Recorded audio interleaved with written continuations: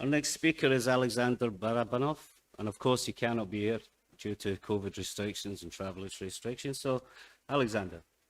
Hello, welcome to my talk.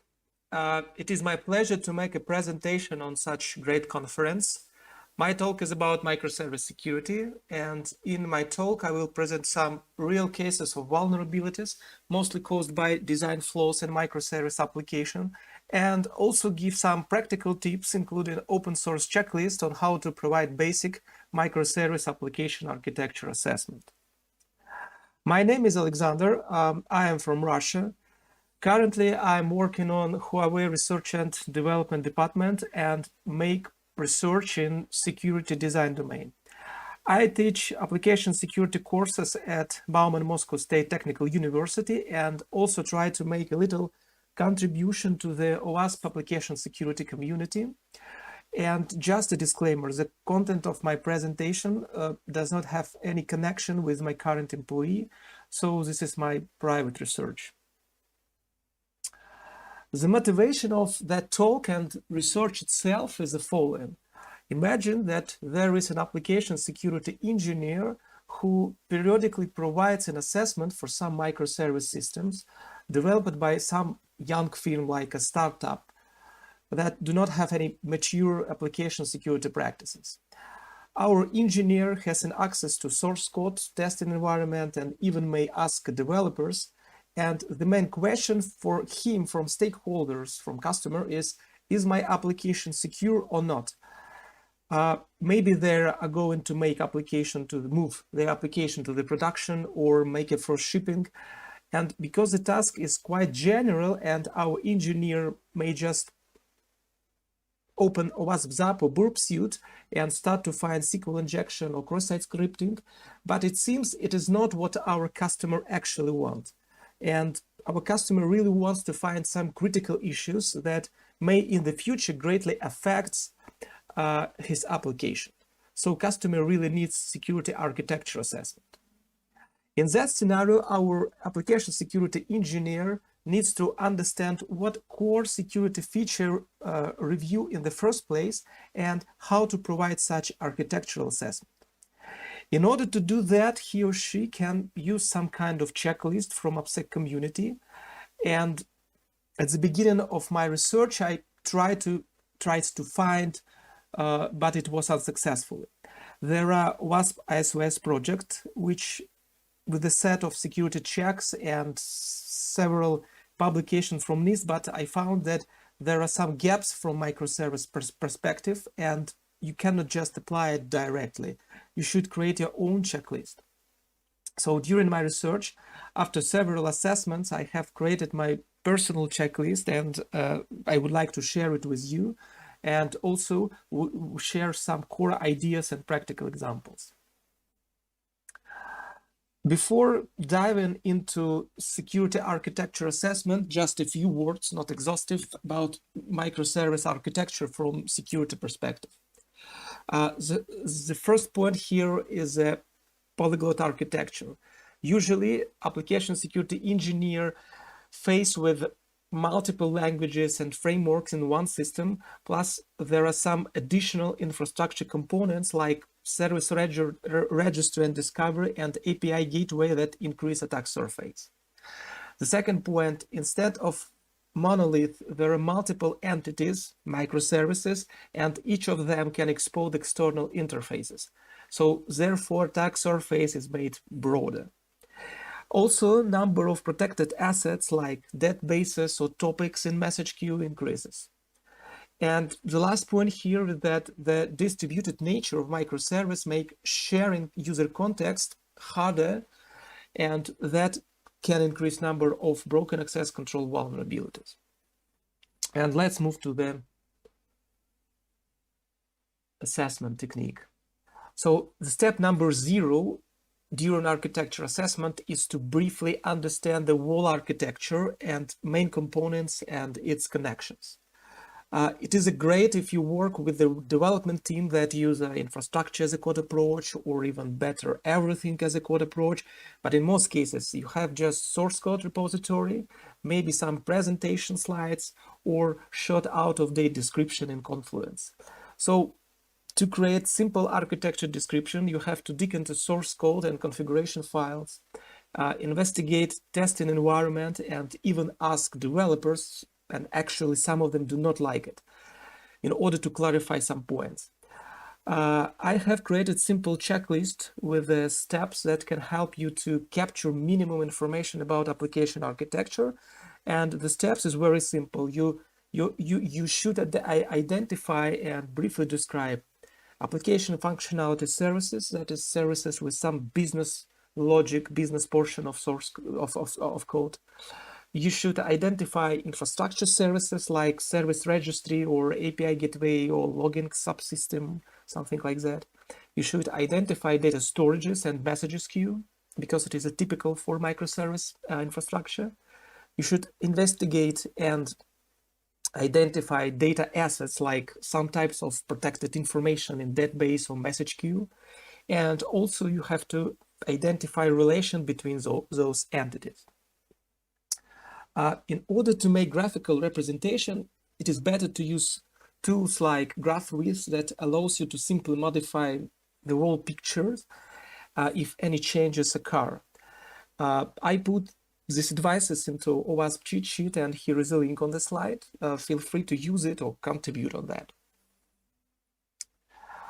The next step is that we have to decide what feature to analyze first. My personal suggestion is to focus on good old functions like authentication, authorization, and logging. Dealing with microservice architecture, we may divide it into some subclasses like edge-level authentication, service-to-service authentication, or identity propagation. So let's move on some practical tips and start with authentication issues. So firstly, you have to check what type of authentication service, custom or third-party one, is used in application. Despite that, using third-party service like Keycloak or Cloud Foundry UA is an obvious choice. I personally face it with situation when development team prefers not to spend their time on integration with some big third-party authentication service in their application, but just develop their own simple service. And at first sign, it is okay and simple. Developers focus on some business function and not spend their time trying to understand how to integrate big third-party authentication service in their architecture. But in future, it will be an issue when, for example, a customer asks to integrate application with LDAP or SAML or implement multi-factor authentication. And moreover, development team can implement service with vulnerabilities. For example, they may use wrong algorithm to store user password and so on. So if you see that there is a custom authentication service in application, this is a red flag for you. Try to explain to development team that they need to take some third-party services, invest their time to understand how it works, and finally, it will save amount of effort in the future. Next point is a third-party library that implement authentication itself at the microservice layer. You should verify that development team use the good one, not the custom one, not old one, but the good third-party library that implement authentication for each language and each framework. The next point, do not forget about other type of external interfaces like message queue, event bus, WebSocket API. Check that there is an authentication in place, not only for HTTP protocol, but also for all external interfaces like message queue or other. There can be an API without authentication by design. So for example, there is a module called PG-SQL HTTP that allows Postgres to make HTTP request, and it is quite difficult to implement authentication based on JSON Web Token for that module. So such APIs in microservice may be unprotected, and you as an application security engineer have to identify those endpoints and mitigate some threats. And in order to make those steps, you may check source code and configuration files, ask development teams, and you can also automate your work by using some simple scripts and tools. For example, you may discover unprotected API like Spring Boot actuator or monitoring system API using asset node API database, or write your own SAMGREP rules to analyze source code in order to detect some endpoints. The first example that I found during some assessment, and very simple example, is the third-party JSON Web Token library issue. So there was a microservice application written in Java. Development team was provided with some high-level authentication requirement that to use Spring Security to protect external interfaces. And in one day, development team decided to add a set of microservices written in Node.js. And because they know that they have to protect their external interfaces, they went to the NPM repository, used some keywords like authentication or something like that, found and used some library that checks incoming JSON Web Token for Node.js application. When I made the assessment, the first change was that the version of that library was 0.1.1 and the last update was 2 years ago. Then I briefly reviewed library source code and found that almost all typical JSON Web Token issues were implemented in that library. And the bad news was that development team used that library not for one service, but for all new Node.js services. So fix actually took some time. Next example I would like to show is a refresh token issue. So the story was that team implemented their own authentication service with JSON Web Token. User provides login and password. The service provides authentication, generates and signs JSON Web Token with some permission and sends it back to the user. They also implement refresh token endpoint, and the issue was that the service received HTTP request with an access token and refresh token, verify signature of the refresh token, and then use provided access token without any verification to generate new access token. That is, service take untrusted data with a permission and roles and scopes, create new JSON Web Token, sign it, and send it back to the user. So an attacker can generate any token with any permission for any tenant. And so just to summarize my point, if you see custom authentication service is a red flag for you. And the last example in authentication section is a GitHub access token leakage where JHipster registry endpoint. JHipster registry is a popular framework to develop microservice application. JHipster registry itself is a basic block that implements service registration and discovery pattern. And that component has unprotected by design and endpoint that called management info that can provide some general non-critical information about application like version or something like that. And in my particular case, this endpoint was published outside and more interesting, sends back private GitHub access token. And when I investigated that issue with the development and operation team, we figured out that it was intentional solution related with the deployment process. And in order to mitigate it, we were forced to make a private fork of JHipster registry and protect that endpoint because it was the only one way that did not affect deployment process. The next portion of tips is about authorization features. So firstly, check tenant isolation design for all entities like database or message queue and interfaces like HTTP, message queue, WebSockets API. In most cases, developer may start to implement an application for one tenant and then understand that there will be also other tenants. So there must be a tenant isolation strategy. Design it as early as possible because cross-tenant violation is more seriously than intra-tenant access control violation. The second point here is do not forget to check external message queues and WebSockets API authorization policy.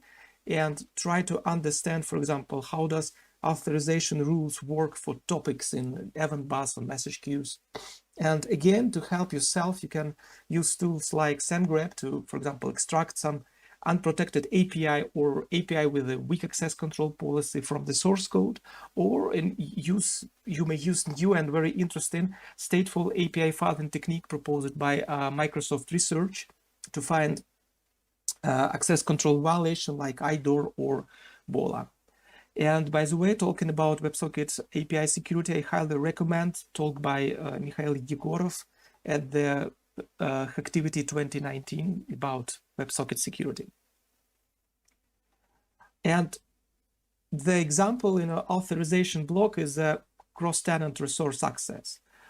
In that case, the system was a multi-tenancy system, and tenant isolation was implemented based on domain name. So that is a load balancer at the edge that extract host header, process it, and propagate tenant ID name to the downstream services via tenant header. And Microservice provides JSON Web Token verification to force authentication and authorization, but Microservice use untrusted data in the tenant header to choose in which database it needs to read or write data. So because Microservice uses untrusted data, an attacker from one tenant can touch resources from other tenant. And the fix there was to add tenant ID in the signed JSON Web Token and use it only after signature verification. So development team have had to update all microservices to fix that issue. I took all my findings and ideas and summarized it in some microservice application security design assessment checklist. And basically, I just take some requirements from architecture block of OWASP ISVS project and created refinement and detailed requirements dedicated for microservices specific domain. There was a few cases that did not trace to OWASP ISVS, like tenant isolation requirements. And to finalize my talk, here are some takeaways. So before diving into security assessment and looking for injection and cross-site scripting, you should try to identify microservice application core security feature and review them in the first place. In most cases, those features are tenant isolation, authentication and authorization, and logging. There are several basic architectural checks that have to be taken into account during nearly all architecture assessment. And you should create your checklist that cover typical vulnerabilities and use it during assessment. And to create such checklist, you may start with my example, my checklist. And here is a link. And the last point is that microservice application architecture is rapidly changed nearly every week, and to find architectural related vulnerabilities and flaw, you should use infrastructure or architecture as a code approach. And you may start with a very simple OWASP cheat sheet on how to collect information about microservice application architecture. So that's it. Thank you for attending my talk. Thank you. Alexander, maybe we have time, a few minutes just for any questions, and we can ask Alexander while he's here. Anybody have any questions? Or we can connect by email later on. That's no problem. Okay.